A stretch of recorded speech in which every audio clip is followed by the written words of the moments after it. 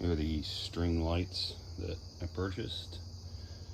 Only 60 feet. I didn't know how much room I'd have because I want to run them along the inside of my screened-in porch. So let's plug these in and see how these look. Yep, very nice. Here, turn off the light, see how they look. Oh, that turns off my outlet. Did not know that. Anyway, so I didn't hang them up, but one of my favorite features about this are these light bulbs. I was unraveling them, and they really are, you know, don't shatter.